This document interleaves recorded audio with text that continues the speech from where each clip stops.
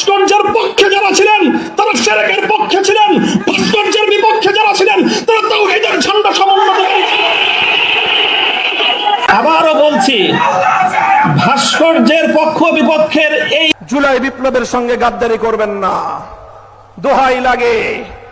আপনাদের প্রথমে পায়ে ধরে বলবো, তারপরে হাতে ধরে বলবো। জন্য জুলাই গণ অভ্যুত্থান স্মৃতি জাতীয় জাদুঘর পরিদর্শন করলাম। এটা আসলে পরিদর্শন করে আমার একেবারেই প্রাথমিক যে অনুভূতি, এটা ইতিহাসের এমন এক ঐতিহাসিক সমৃদ্ধ একটি জাদুঘর হয়েছে, যেটা পরিপূর্ণভাবে দেখার জন্য, পরিদর্শন করার জন্য এবং এর ঐতিহাসিক যে তাৎপর্য সেটাকে যথাযথ উপলব্ধি করার জন্য অনেক দীর্ঘ সময়ের প্রয়োজন। দীর্ঘ সময় নিয়ে ধীরে ধীরে প্রতিটি বিষয়, এটা শুধু পরিদর্শনের বিষয় না, এটা হৃদয় দিয়ে উপলব্ধির বিষয়।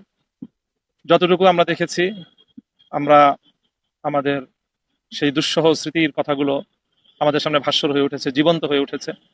কিভাবে মানুষের উপর জুলুম, নির্যাতন, পাশবিকতা পরিচালিত হতো, মানুষকে কিভাবে এই শান্ত নিরাপদ বাংলাদেশের এই জনপদ থেকে মায়ের কোল খালি করে তার সন্তানকে তুলে নিয়ে যাওয়া হতো, কিভাবে নির্মমভাবে হত্যা করা হতো।